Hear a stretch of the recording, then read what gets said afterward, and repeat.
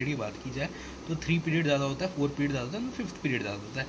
ठीक है, उसके सब 5th पीरियड से 4 पीरियड ज़्यादा होता है, 4th पीरियड से 3rd पीरियड ज़्यादा होता है। ठीक है, बाद 11th पीरियड में आप देखोगे तो सेम वही सीक्वेंस पड़ जाएगा कि 3rd पीरियड से ज़्यादा 4th पीरियड से ज़्यादा 5th पीरियड है, 5th पीरियड से ज़्यादा 3rd पीरियड है, और 4th से लेकर 7th तक 3, 4th और 5th रहता है। सिंपल और सीक्वेंस होता है। ठीक है, आमतौर पर उल्टा है, 3 से लेकर 12 तक, 4 से लेकर के 3 और 12 का उल्टा है, 4 और 10th का है जो सीधा है, एंड देन 11th का आपका बस एक बीच में एफ डी आर रहता है। ठीक है, अब आपको पता है कि M2+ है। ठीक है, वो कॉपर का सबसे ज़्यादा पॉजिटिव है, उसका कॉपर जाना ही नहीं चाह रहा है। ठीक है, दूसरा जो स्कैंडियम का वो नेगेटिव है, हाई वैलेंसी वैल्यू है D10 की, तो हाई हाफ फिल सब्सिबल ऑल्टरन, इसलिए ये कारण होता है। ठीक है, उसके बाद है Mn3+ जो होता है, कोबाल्ट 3+ होता है, ये स्ट्रॉन्ग ऑक्सीडाइजिंग एजेंट है। बाकी जो नीचे है वो स्ट्रॉन्ग रिड्यूसिंग एजेंट, क्योंकि M3 से M3+ में जाना चाहता है। ठीक है, अब MO टाइप ऑफ ऑक्साइड होती है, वो लो ऑक्साइड्स होती है, आयोनिक नेचर में होती है।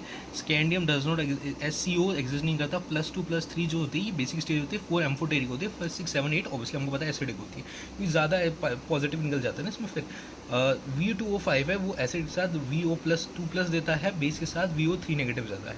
एसिड के साथ VO2+ देता है, VO2+ देता है, VO3 नेगेटिव 4 देता है। ठीक है, पोटेशियम पर मैग्नेट आपको पता है MnO2 नेगेटिव है, तो ये MnO4 बन जाएगा, और प्लस Mn2 रिलीज हो जाएगा, जो डार्क पर्पल कलर का होता है, वायलेट कलर का होता है। ठीक है, अब यहाँ पर जो है हमारा दूसरा डेट इज KMnO4 है, ये हीट के साथ जब रिएक्ट करेगा तो KMnO प्लस Mn2 निकल जाएगा, और इलेक्ट्रोलाइसिस में ये KMnO4 लेगा, और कमर्शियल मेथड है। O3 जो स्ट्रॉन्ग ऑक्सीडाइजिंग एजेंट है, तो KMnO4 कर देगा, और ये ऑक्सीडेशन है जो वो फ्यूज होता है विद KOH, तो यहाँ पे MnO4 का और पायरोसिलेट हो जाएगा। लैबोरेटरी के अंदर जो MnO4 का होता है वो प्लस S2O8 नेगेटिव 4 के साथ रिएक्ट करता है, तो यहाँ पे SO24 नेगेटिव हो जाएगा। यहाँ पे मैग्नेटेड आयन होता है जो Mg+ होता है, और D1 स्टेज में होता है, N की पावर 1 होती है, ये डार्क ग्रीन कलर का होता है, स्ट्रक्चर टेट्राहेड्रल होता है। पैरामैग्नेटिक आयन जो होता है ये +7 में होता है, और D0 होता है, तो ये N=0 पे है। डायमैग्नेटिक है, बट टेम्परेचर डिपेंडेंट है, वीक पैरामैग्नेटिक है।